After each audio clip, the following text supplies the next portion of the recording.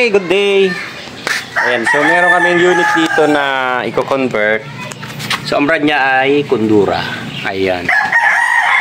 So i-convert natin sa Universal. Yung board niya ito, ang problema niya ay nasa IPM at system na. Ayan, so maingay yung aming mga alagang manok ngayon. Ayan. So medyo may ingay. So ginagamit namin na pang convert ay ganitong klaseng board. Yan. Okay, so ito yung outdoor na gagamitin natin. Ito yung indoor. So isi-set up natin siya dito sa indoor unit. So kinalas ko na siya.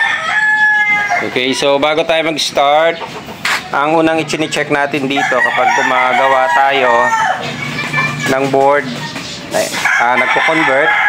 So ang ginagawa natin ay una natin i-check ang line ng pan motor. Ayan, so sa pagko-convert, ang una nating i-check kung yung linya ng pan motor. Okay, so katulad niyan.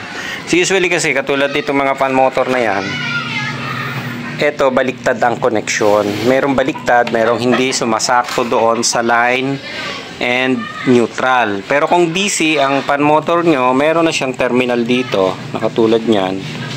So titingnan nyo na lang yung socket kung sasakto dito, and may naka-indicate na siya dyan yung BCC at saka yung supply input. Ito, yan. Okay, so katulad nito, ito yung pan nito na gagamitin natin ay may pagkakaiba. So iba yung line ng capacitor, iba yung line input natin na supply. Okay, so sa outdoor naman, ganun din. Kung DC ang pan motor outdoor mo na 5 terminal, so usually nakasakit na lang siya dito. Pero kung wala, katulad nitong gagamitin natin, ang pan motor niya is AC. So i-convert pa rin natin siya. Gagamit tayo ng ibang line. So panoorin nyo na lang yung video at ituturo natin step by step. Ayan, okay.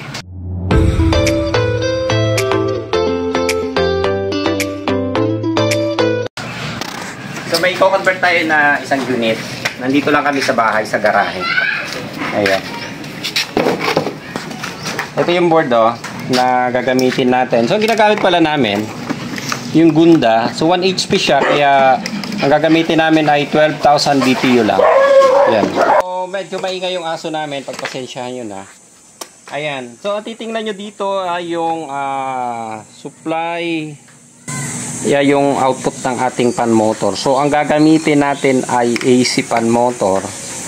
So ayun, nakasulat naman dito. Ito yung neutral,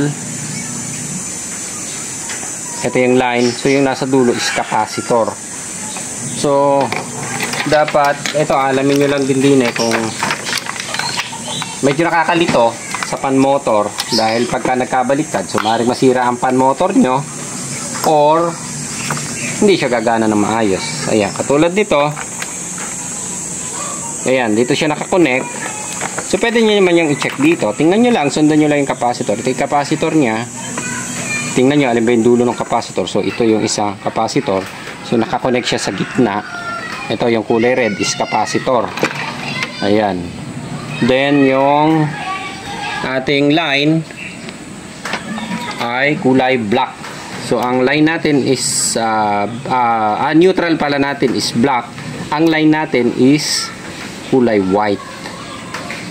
Ito, yung white, yung red ay capacitor, yung black ay neutral. Okay. So tanggalin na natin siya dito. Kapag kinonect natin siya dito, okay, black is neutral, so tama ang black natin, neutral. So yung gitna niya is line. Okay, ito yung line. Yung nasa kabilang dulo is capacitor. So pagbabalik na rin natin siya, yung red at saka white. Okay, para hindi kayo malito ha. So unang yung hanapin siguro yung neutral. Ang neutral naman madali nyo makikita, kasi pag tiningnan nyo dyan, neutral, nakakonect na siya dun sa capacitor. And from capacitor, ito yung capacitor natin, nakakonect siya doon sa linya ng kuryente. So ito, yung input supply. And sa input supply, makikita nyo pag binaliktad nyo, mis nakalagay na N. So ibig sabihin, neutral. Okay? So dito, ganun din. Hinanap nyo na yung neutral. Tama yung kulay black natin. Hindi na natin babaguhin yung black. So pagpapalitin lang natin yung red at saka white.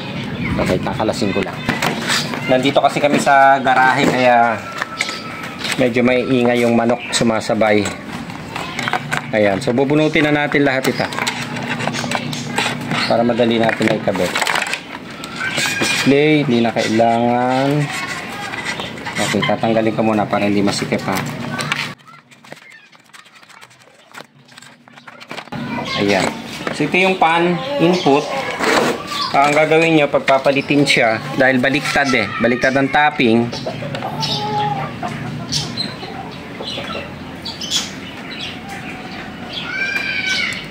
Yun. Then yung white. Ayan. So ang line natin yung kulay white. So ang line dito sa ating universal board, nasa gitna. So itong white, ilalagay natin sa gitna. Then yung red dun sa dulo. So yun yung capacitor. Pag sinalpak natin, capacitor red, ayun o, nakalagay C. Yung isa N. Yung K is yun yung line. Ayan. So okay na tayo dito sa pan motor. So yung ibang connection, wala na itong gamit. Katulad ng mga sensor, tatanggalin na natin to. So may sariling sensor na ito nakasama.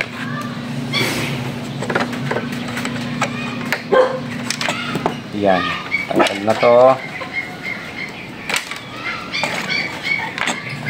Yung sensor nung pinakapan natin, itong tatlong wire na to, hindi nyo na ito gagamitin sa swing. Mamaya pag-aaralan natin to sa swing. Okay, so yung tinanggal nating sensor, yung anti-freeze or yung tube sensor na tinatawag natin, ito dito rin ang connection nyan. Okay, palakihin lang natin ng konti kasi maluwag. Yun. Okay, so para maipit siya ng maayos. Ito yung anti-freeze natin.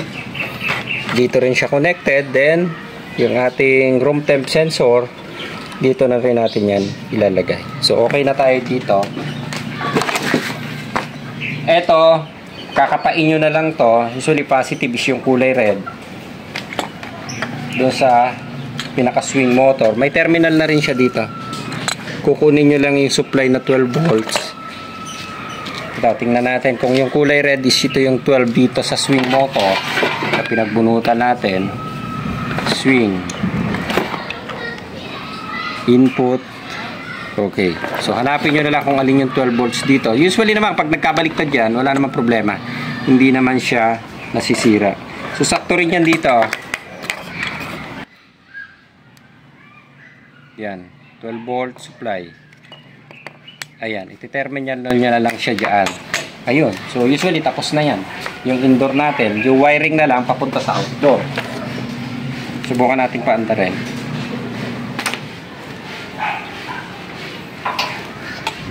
So yung input nyo, katulad nito, tatanggalin nyo na lang. Ito kasi pinutol na yung wire siguro nakakonect siya. Pwede na, ito na rin yung gagamitin natin. Pero mamaya ko na siya i-connect.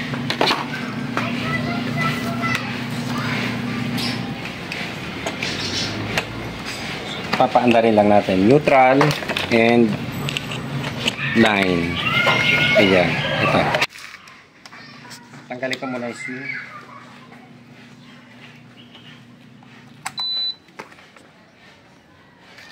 Ayan. Ang remote, buhay natin. So, maandar na yung pan natin. Sukatan natin yung supply. Kasi meron dito, kapag yung depende sa pan na ginamit ha.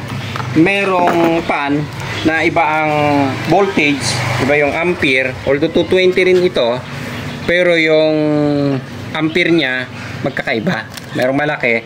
So, katulad nito, wala na tayong ibang babaguhin. Gumagana na yung speed niya, yung low, medium, high doon sa pan. Okay na yan. Pero kung katulad nito, yung mga pan motor, merong pan motor na iba ang ginagamit. I-off ko muna, papatayin ko lang ha. Yan. So ito, kinuha ko lang isang sample. Ito, ibang model ang pinanggalingan nito. Parang Coppel yata ang pinanggalingan. Hindi ako sure ko doon sa ano. Pero may mga gumamit ng Coppel na ganito. So magkakaiba siya ng supply or yung ampere ng pan. Katulad niyan. Ito, pagka itong ginamit natin, masyadong mabilis umandar ang pan at saka mabilis uminit. Ayan, napapansin nyo, naka low fan pa lang to, napakabilis. So ang gagawin nyo, meron niyang mga kasama dito na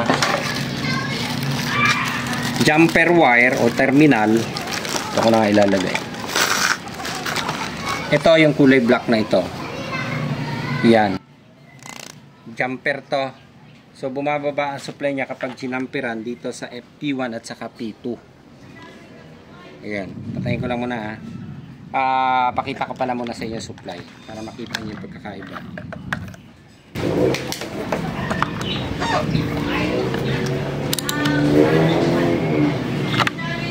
Fan.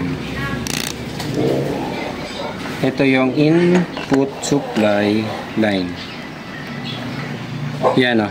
So ang nakuha natin is 182 volts yung ating AC. So tumataas siya kapag in-adjust natin ang pan,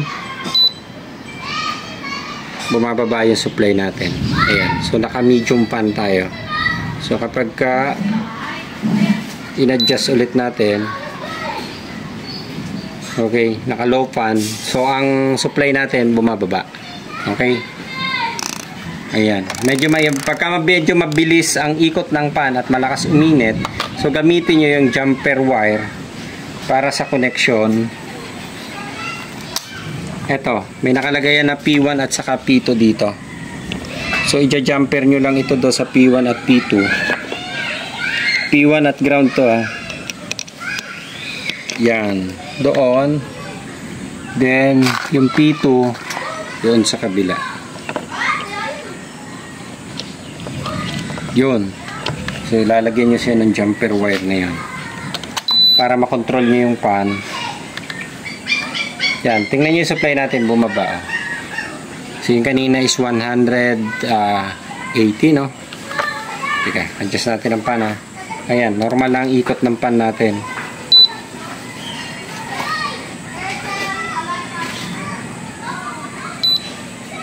Yan.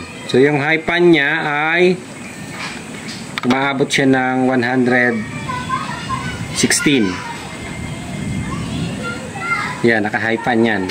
So 116 lang. So no, yung ikot ng pan natin, normal yan, ganito kabilis. Okay. Kaya lang, iba yung pan na ginagamit dito. Kaya, ang gagawin natin, itong jumper na ito, hindi na natin isasama. Pero kung ang pan nyo is, ayan, mapapansin nyo, tumaas. Tinanggal ko yung jumper. Tumaas ang supply. So pag tumaas ang supply, mas bibilis yung pan. So masyado mabilis yung pan. Kaya nilagyan ko siya ng jumper. Pero, yung pan naman na gagamitin natin, ibang pan na siya. Ay, ito na yung original niya. So, kahit mataas ang supply na pumasok sa kanya, yung mas mataas ang ampere nitong isang pan na ito. So, hindi siya nag-iinit na katulad nitong isang pan motor. Ayan. So, yung sa pagko-convert natin, ang pag-aaralan nyo lang muna yung klase ng pan motor na ginamit. Pag napansin nyo medyo mabilis ang ikot at saka mabilis uminit ang pan, so ilagay nyo yung jumper sa P1 at saka sa P2. Okay, pero kung hindi naman normal na katulad nitong gagamitin natin, wala na kayong babaguhin, hindi nyo na siya jumperan. Ayan, normal na siya. Kahit na mataas yung supply na makuha nyo dito, yung pan hindi siya umiinit. Ayan, nakita niyo mataas ah. Yan. Then ang ikot, ewan ko kung makikita to, masisilip. Yung lakas ng blower natin, normal lang siya. Yan. Normal yan. Yan. Okay. So okay na tayo dito. Nakaset na to. Ang gagawin na lang natin ay yung swing. So ito naman, pwede nyo eksperimentuhin. Hindi naman nasisira kahit baliktad ang kabit nyo. Titingnan nyo lang kung gagalaw. Ayan. Pag ini-off, dapat sasarado siya. So kakapain nyo na lang to. Pwede naman, wala siyang aberya kahit nagkabaliktad kayo. Yan. Pwede yan. Kasi yung supply lang, hanapin nyo kung 12 dito. Kasi minsan hindi nyo makikita kung alin ang input nito na supply eh. So pwede nyo siyang baliktarin kung saan siya gagalaw. Ayan, katulad niya no. Oh, yan. Gumagalaw ang swing natin. Okay. So pag ini-off natin, dapat sasarado siya. Oh, yan.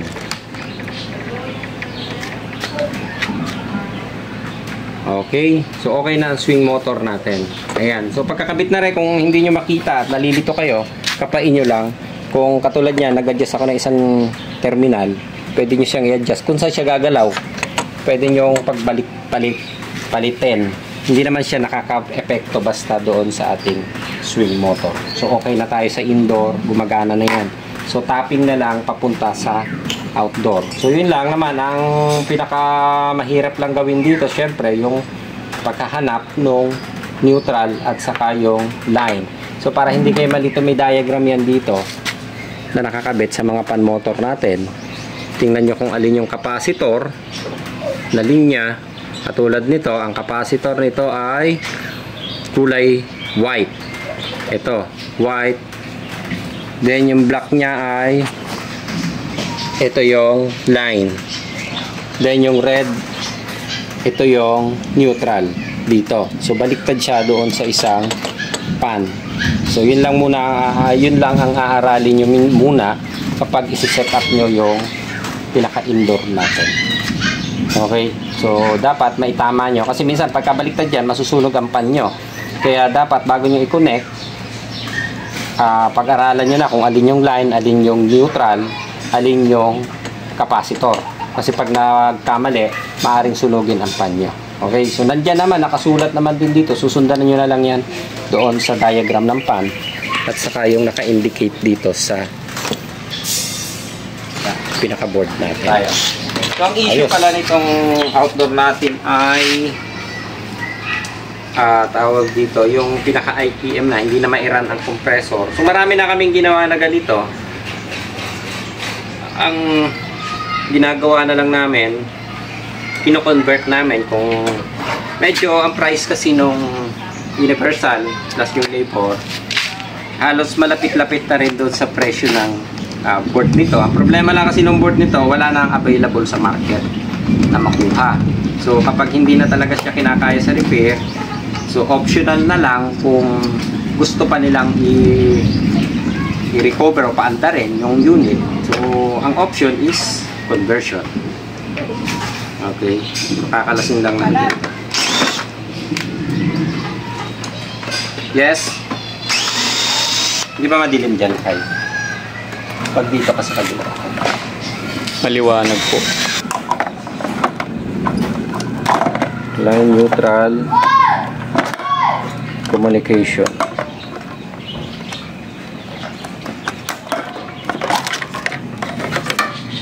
Ayan. So, ito lang yung tatanggalin natin. Sa ganito depende kung gusto nyong gawin o gayahin. Pwede naman. So, ito yung line and neutral na supply natin galing do sa terminal block. Ito. Ate, line din neutral. So, yun na rin ang gagamitin nito, natin. Ito yung ginagamit ko dito. Sakto siya dito eh. Tatanggalin. Yan. Ito, dito natin ilalapat din mismo sa heatsink. Hindi yata abot, no? Dudugtungan na lang o papalitan ko na lang ng wire. Okay. Ayan. So, pabaklasin ko ito para mailapat natin ng mabuti. Tapos ito tornilyo. Ayan. So, ganito siya. Yung capacitor, tutornilyo na rin natin dito. Okay. So, kakalasin lang natin.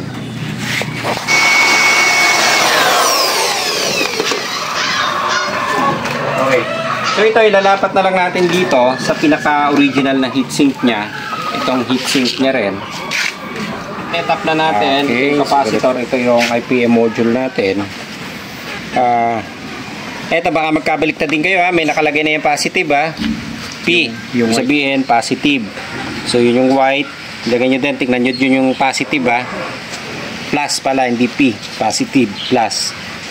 Okay. So yun yung capacitor natin. Yan. So itong black, ito yung negative, nakalagay naman doon, and negative. Ito.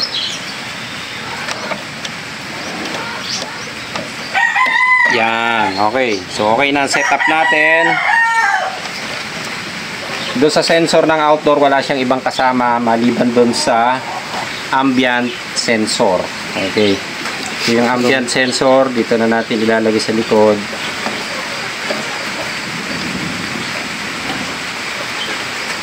Ayan. So dito na natin siya si-set up. Okay. Ngayon, ang hahanapin nyo na lang, kahit baliktaran to, line neutral, walang problema. Dahil compressor input lang at neutral ang kailangan natin kabitan dito. Okay. So ito yung part na iniwan ko lang, itong pinaka filter board. Ayan. So kunin nyo na lang dito, binunot kasi maiksi yung wire kaya binunot ko. So kunin nyo na lang kung alin siya dito sa dalawa. Ito yung pinaka-out niya. So ayan. So nakalagay dito ay ito yung N. Ayan. So dahil magkaparehas lang kulay ng aking wire na isang nagamit. Okay. So ito yung N. So yung neutral, ito neutral tong kinuha ko. May nakalagay din dito na N para lang uniform. Yan naman kahit magkabaliktad, wala naman yung problema kasi kailangan lang magkaroon ng supply. Pero kung naka-align siya, katulad niya, kung N ang ginamit natin dito, N din dito, ito yung neutral. So isa lang ang pinuntahan yan. Yung neutral na yan.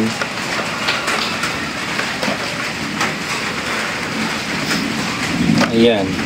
Siguraduhin nyo na papunta din doon sa N ng terminal block. Yan. Ito. Yan. Ito yan. From neutral, papunta doon sa terminal block ng neutral. Ito rin yan. Then, dumaan lang siya sa ginamit ko yung pinaka filter board niya. Yan. So, okay na tayo dyan.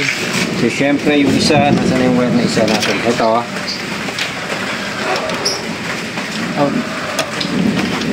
Itong isang line na ito, yan naman yung i-connect natin doon sa switching or doon sa compressor. Ayun, may nakasulat na compo. So, yun yung gagawin nating line. Ayan. So, okay na to. Connected na. Yung communication, baka hanapin nyo, wala siyang connection ng communication. Line and neutral lang. Nagkakasupply lang siya dito. Hanapin nyo ibang sensor, wala din siyang kasamahan. Ang kasama niya lang na sensor is yung pinaka-ambient sensor. Okay? So, ayan. Okay na tayo dito. Then, ang compressor, nakalagay na siya dito. UBW, ayun. Yung terminal ng UBW. So, hanapin lang natin kung alin ang UBW dito. Isulat mo. Ito. Black W. W blue. White is B. Okay. So, alam na natin yung isa. White is B. But black ang nakalagay. Blue. Wala. Okay, sorry. Blue. W blue. W ang blue. So, hanapin na lang natin dito. Yung blue ay W.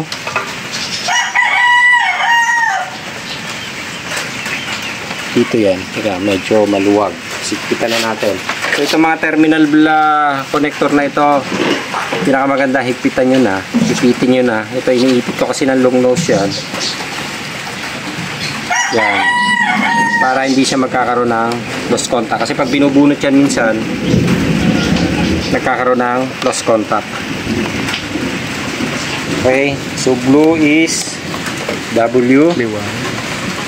Ang D ay white. Tama ba, white? Tama. Okay.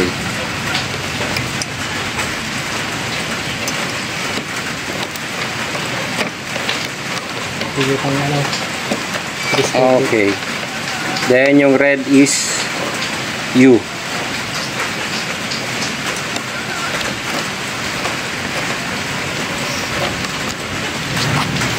Gagalaw. Yun. Okay. So, yung importante na ikabit ng maayos ito. So, pwede na natin siyang pansamantalang paandarin kung bubumba ang compressor natin. Kahit wala tayong connector papunta sa indoor. Yan. Kaya para matesting natin yung compressor kung aandar na. So, susuplayan nyo lang ng 220 yung neutral at saka line. Para okay. So ito kinabitan muna natin ng wire pasamantala papaandarin natin. So ang supply nito dalawa lang, line and neutral din lang. So yun na yung switching ng ating pinaka IPM. Diretso na siya. So dalawang wire lang siya. Tinap lang natin doon sa filter and ito na yun, line and neutral sinuplay natin. Wala kayong gagamitin na communication na dalawang line lang yan. Then subukan natin kung aandar. Ayan. So may power na siya. Ito. Then paandarin natin. Kung antay natin amandar yung compressor. Ayan. Umandar na ang compressor natin.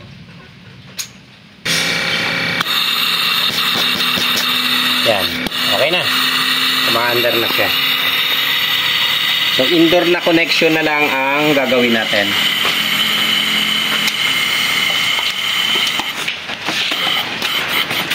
And ang isang magiging problem nyo pala, yung tapping ng fan motor. So dinugtong na pala to, ano? Puputulin na natin siya ng diretso dito. So dugtungan na lang natin siya ng wire. So dugtungan na rin eh. Ayan. So dugtungan na rin to. Mukhang kinalkal na rin siya.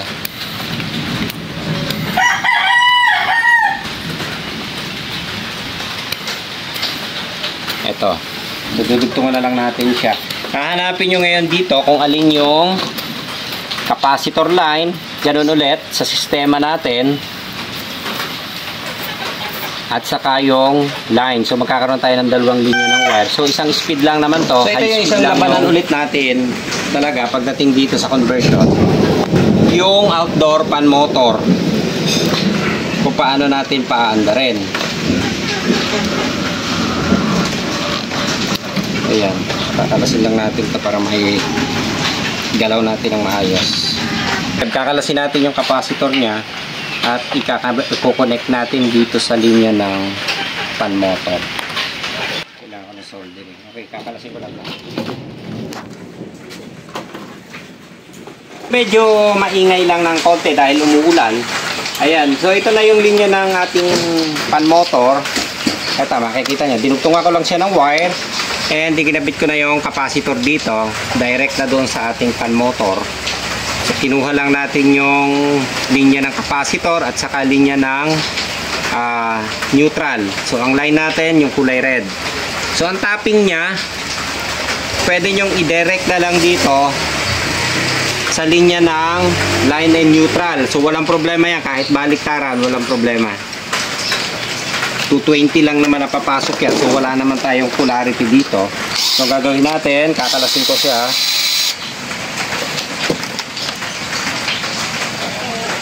Ayun. Okay. So ito, isasama na natin siya dito sa linya ng ayan. So sa linya ng line and neutral natin.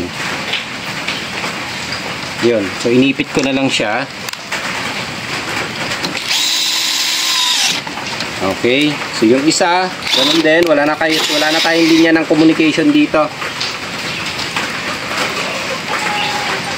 Ito na lang siya.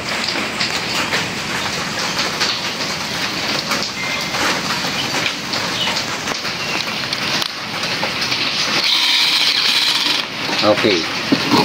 So ayan, mapapansin nyo, dinirekta na lang natin yung linya ng fan motor. Nakadirect lang sa line and neutral. Susubukan natin, nilagyan muna natin ng pansamantalang plug para ma-check natin yung outdoor kung working lahat.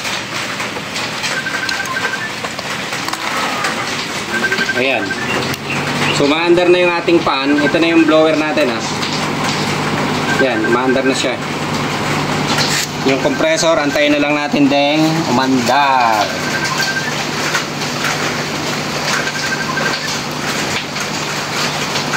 So, ang mangyayari sa kanya, kapag pumasok dito yung supply na 220 volts, so aandar na kagad yung ating blower fan o yung outdoor fan natin. Ayan, maandar na rin ang compressor natin.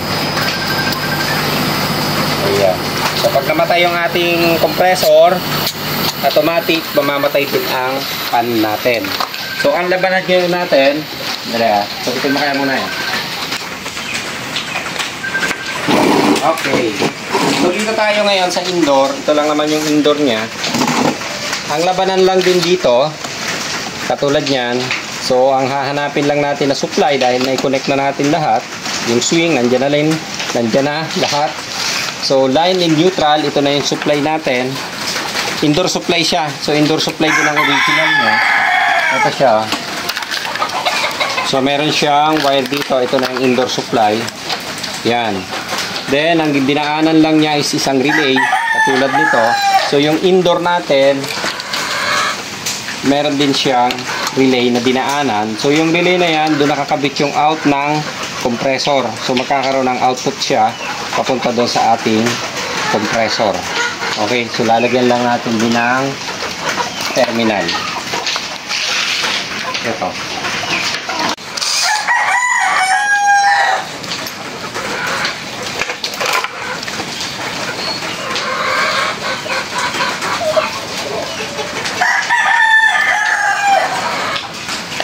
So, ilalagay natin sa 1 ay itong neutral.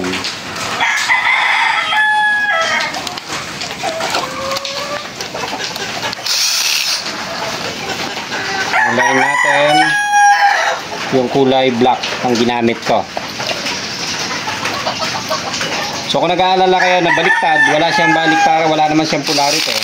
So, pwede siyang magkabaliktad, wala naman siyang magiging problema. Pero, pinakamaganda dyan, i-align nyo na para nasa tama yung linya natin. Okay, ayan. So, tapos na tayo. Ganito lang kasimple. Dalawang wire lang din ang gagamitin natin. So, pangatlo na lang sa kanya yung ground. Subukan natin paandarin. Ito, i-assemble na lang natin mamaya. Mamaya, pakipakita ko sa iyo pagkakassemble na ng diretso.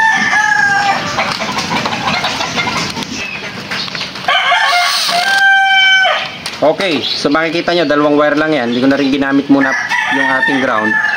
Line din neutral lang yung kinabitan natin. Ito, papasok siya doon sa ating indoor. 1 and 2 din. Then, ang plug natin, ito, indoor supply siya. Kaya meron tayong plug nito. So, papaandarin na natin siya.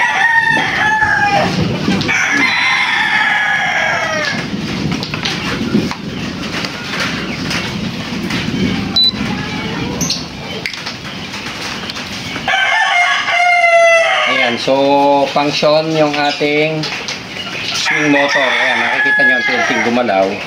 And umandar na rin yung ating fan motor.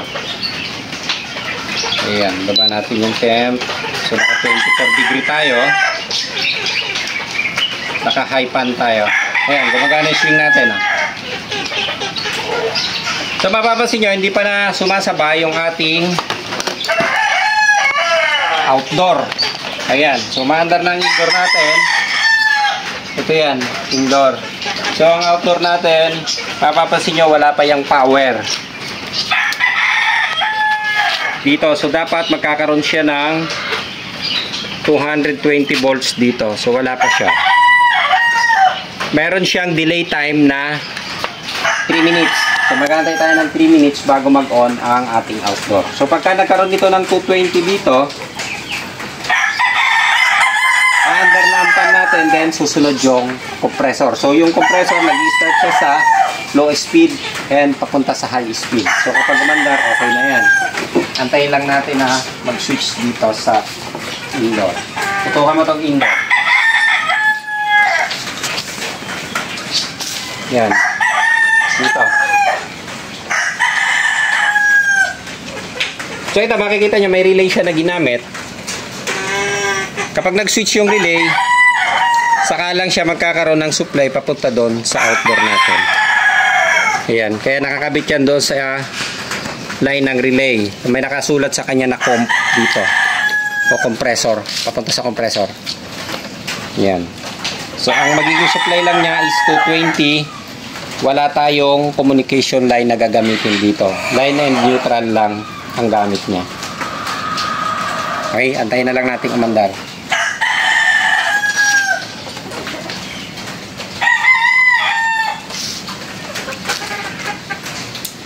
Yun, nag-switch na yung ating compressor.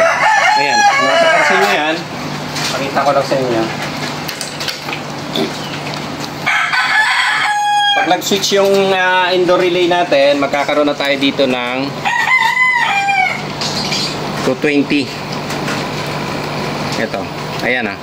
So pag nagka 220 tayo, dahil yung pan natin dito rin natin itinap, so sasabay ang ating pan, sasabay na rin yung pag-on ng ating IPM, then diretso na aandar na rin ang compressor natin. So ngayon maandar na yan oh. Yan. Okay, so working na yung ating outdoor. Okay na, ganun lang, masimple lang naman yung setup natin. 1 and 2 line, neutral and line lang yung supply nito. And ganito lang natin sinetup. So yun lang labanan, magkakaroon kayo ng kalituhan doon sa sa pan motor. So ang pan motor, itap nyo na lang dito sa terminal. Okay na yan, wala na kayo magiging problema. Pero kung gusto nyo lalakihan ang katulad nito, yung relay nito dito sa indoor, kaya doon ko siya pinap, ito, malaki na ang relay na ginamit niya. So mataas na ang ampere, 30 ampere na siya, yung relay na nakakabit na yan. Kaya kahit kabit na, nakasakay sa kanya yung IPM natin at saka yung pan motor, kayang-kaya niyang paandarin. So i-off muna natin. Yan. So pag ini-off natin ito, mamamatay din si compressor, patay ang indoor, mamamatay din ang ating pan. Yan. Okay na. So i-assemble na lang natin ng maayos. Then mamaya papakita ko pag naka-assemble na kompleto. So ganun lang kasimple yung wiring na ginawa natin. So para doon sa nag-request kung paano i-connect yung ating universal board, so simple lang. Ano? Susundan nyo lang and huwag kayo mag-alala, may diagram yang kasama. Sundan nyo na lang. So ang kalituhan nyo lang na mangyayari is dun sa pan motor. Kung ang pan motor nyo is DC, katulad dito, lapit ka dito lang. Kung ang pan motor nyo sa indoor ay DC, usually hindi na kayo magkakaproblema dahil itatap nyo na lang siya dito. Ang kalituhan nyo lang is yung AC dahil may baliktad na connection. May mga pan na ginagamit na baliktad. Katulad nitong Kundura na ginawa namin, ang pan motor niya is magkabaliktad. Yung red nasa gitna, din yung white nandun sa kabilang side na yon. So pinag-change lang namin. Yung red inilipat namin doon para sa linya ng capacitor. Yung white, ito yung kanyang line supply. So okay na. Sa outdoor naman na pan motor, wala naman tayong magiging problema. Ang hahanapin nyo lang is yung pinag-terminalan din ng capacitor at kung alin yung line at alin yung neutral. Ito neutral, ito yung line. So kapag nahanap nyo na yan, parang linya lang ng electric pan connection, dalawang wire lang yan, simpleng motor, itap nyo na lang dito sa line at saka neutral na terminal block. Ayan o, katulad ng ginawa ko, ito. Pinagsama ko na siya dito, isinama ko rin siya dito. Okay na. So pag mandar ang nag-switch yung relay, nagkaroon ng supply na 220 dito, aandar na ang pan, then unti-unting nagkakaroon ng supply or umaandar yung ating compressor. So kapag nagkaroon ng supply ng diretso, aandar na siya ng dire-diretso. Okay, so ito na yung setup natin. Okay na siya, nakakabit na, umaandar na rin. Ayan, lalagyan na lang natin ang cable tie dito. And yung terminal, nakakabalik din sa mga original na connection. Ayan, simpleng-simple lang. So meron pala siyang option na isa, OLP. kung gusto nyo ikabit yung OLP, so magtataka kayo, paano nyo ngayon i-connect tong OLP na ito? Idadagdag na rin natin dito ha. Ito naman, kung option na lang, kung gusto nyong ikabit. Okay? So medyo maingay yung mga manok natin ha. So tuturuan ko lang kayo, simple lang yung OLP. Medyo maingay sa labas, pumasok ako dito sa opisina para lang may paliwanag natin ng konti. So yung OLP or Overload Protect. Ayan. Kung gagamitin natin ha, optional na lang naman yung kung gusto nyong gamitin. Pwede nyo siyang gamitin dahil wala kang terminal. Siyempre, wala pagkakabitan yung OLP doon sa loob. So ang option na pwede natin gawin, merong relay na nabibili or pwede magnetic contactor. Pero may nabibiling relay na yan, relay. Ito yung coil. So yung relay na 220 volts AC. May nabibiling ganyang klaseng relay ha, 220 volts.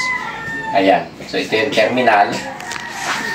Ayan. So ang problema nyo ngayon, paano nyo i-connect? So kung ito yung terminal block natin, ang gagamitin lang naman nating supply dyan, dito lang lakay sa neutral at saka line. Ito yung terminal block ha. Okay? So pwede nyo i-connect yan. Vice versa naman yan. Okay, so kinonect nyo yan sa line. Itong isa, dito nyo i-connect.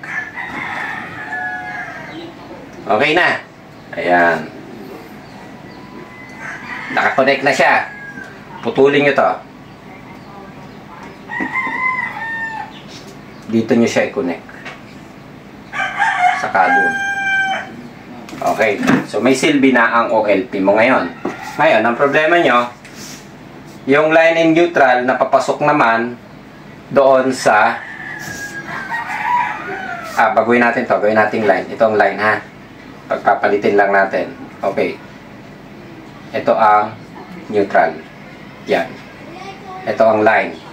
So, ang problema nyo ngayon, yung line in neutral na papasok doon sa IPM board natin. So, dito natin ilagay yung IPM. IPM board. O yung supply ng compressor. Ito. So, ang supply niya, line at saka neutral din lang ang kailangan supply nito. So, kunin nyo yung saan na ba yung line natin? Okay. So, yung neutral, kunin nyo siya, itap nyo na doon sa neutral. So, ang problema nyo ngayon, line. Hindi ka naman ito pwedeng kumuha, hindi ka rin dito pwedeng kumuha. Okay? So, ang gawin nyo, yung relay, itap nyo doon. Yung isang paa ng relay. Then, yung isang paa ng relay, yun, inilibang ko, doon yung ikabit. So, dumaan siya ng isang relay pa. Ngayon, kapag ka nag-overheat yung ating compressor, itong OLP nakakabit sa compressor eh. Kapag nag-overheat ito, may connection yan, di ba? Short, yung OLP na yan. Kapag nag-overheat, mag-o-open. So, pag nag-open, ibig sabihin, yung supply mo na ito, papunta dito, umikot, putol, nag-cut off. So, yung relay natin, mawawala ng contact, mamamatay. So, mamamatay yung IPM natin. So, pag namatay ang IPM natin, ibig sabihin, yung papunta ng compressor, patay din. Ayan, ganun na kasimple, di ba? Hindi nyo kailangang, ayan, kung gusto nyo gamitin, optional na lang kung gusto nyo gamitin yung OLP na nakakabit doon, ha? Ayan, gumamit kayo ng relay na 220. Kung wala kayong mabiling relay na 220, pwedeng yung magnetic contactor pwede rin. Okay? So, ayan, connection nyo lang. Neutral. I-connect nyo siya doon. Diretso na siya doon sa neutral ng IPM board natin. Then, yung isang line, yung line natin, pumasok doon sa relay. So, pag nag-switch yung relay na ito, saka lang magkakasupply yung ating IPM. Okay? So, yung isang supply naman ng line, ito yan, yung dumaan ng OLP. Okay? Ayun, papasok dun. So, kapag ka nag-overheat ang compressor, mag-o-open to, yung relay natin, magkakaroon ng cut-off. Sumuot ka ng connection. Ito, yung switch, mag-off ang IPM board natin, mag-off ang compressor. Okay na. So, maliwanag. Ganun kasimpleng paliwanag lang ang kailangan natin gawin. Ayun. Okay, lalabas ulit tayo para matapos yung video. Okay. Okay. Ay, talaga yung manok eh, no?